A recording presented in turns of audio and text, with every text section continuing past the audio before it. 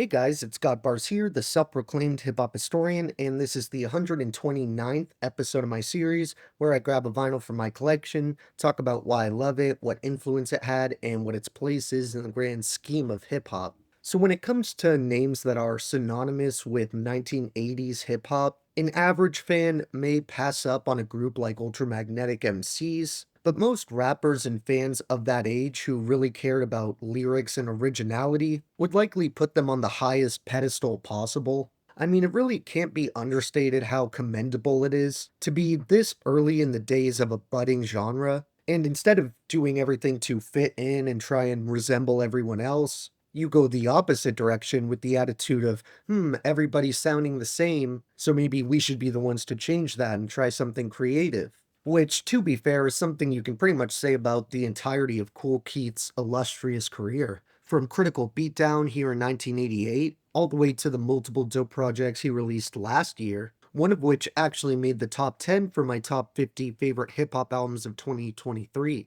I'm not sure if I mentioned this in that video, but if you are interested in checking out Serpent, his killer LP last year with Real Badman, I would definitely recommend the track Rugged Rugged, where I still maintain that Eden shelled out a Verse of the Year contender with his guest appearance. I've also already delved into Kool Keith's solo discography through my Dr. Octagon video, which I'll link down below. But today I wanted to talk about where it all began for Keith, which was with Said G, TR Love, and Mo Love. While I don't believe he was an official member, you absolutely can't forget Paul C, as he was an essential part of the production in the group's debut. I've even heard rumors that KRS-One was pretty close to joining the group at one point, and while Tim Dog, best known for his Fuck Compton diss, would become an unofficial member in 1989, that would come 1 year after Ultramag's game-changing debut, Critical Beatdown. The instrumentals are the brainchild of Said G, who used the minimal equipment and resources he had to make one of the most exciting and boundary-pushing productions of the late 80s, which was really sold by the forward-thinking and highly advanced lyricism that him and Kool Keith delivered. These guys kind of took the Run DMC sucka MC attitude, where you're clowning all the whack rappers who aren't on your level, but then backed it up with their insanely technical rhyme schemes and structures that put them alongside guys like Cool G Rap or Big Daddy Kane as sort of the lyrical boundary pushers of the time.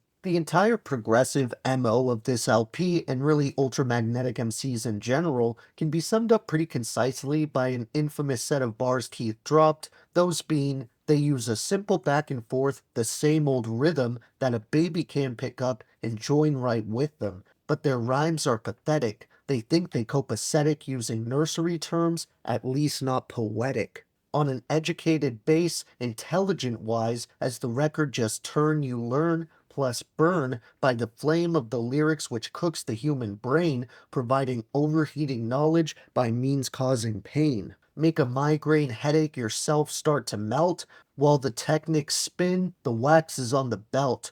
Motivating clockwise, the more you realize Mo loves moving steady by most wherever ready.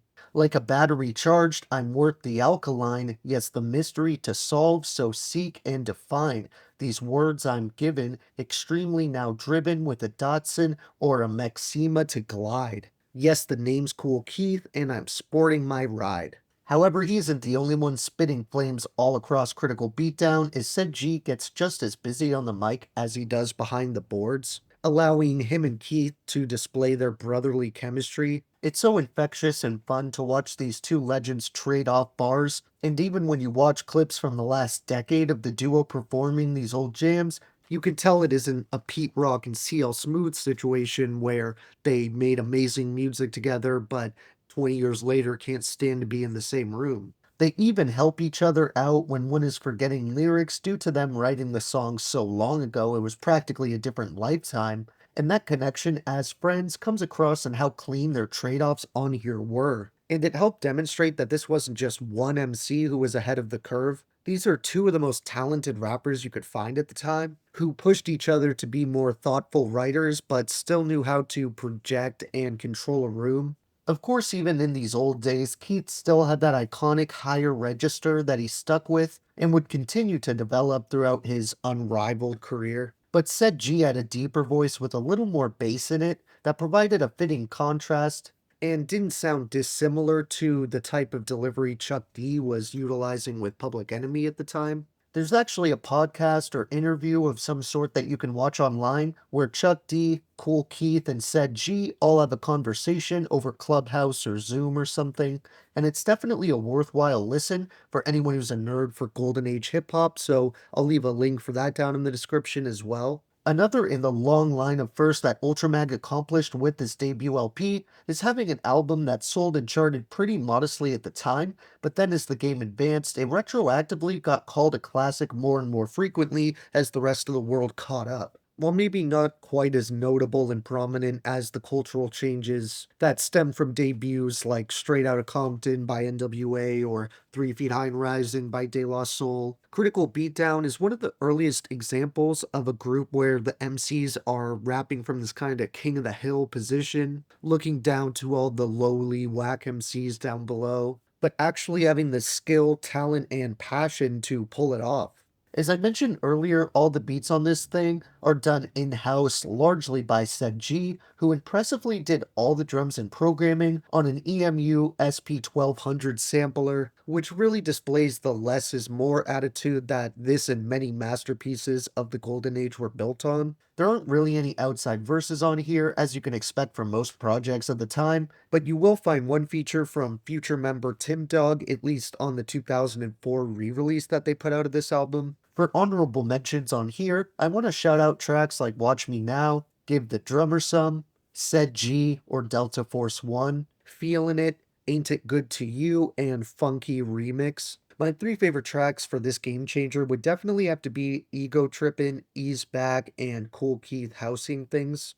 Thank you for watching my 129th video. Next time, we're going to go back to one of the earlier groups that I first talked about on here. In fact, I'm pretty sure it was the very first group from the 80s to be featured on this page. So tune in for that one, and if you enjoyed, be sure to like, subscribe, and let me know what your favorite songs off this timeless classic are. Don't forget to have a great day, and I'll see you next time, okay? Alright.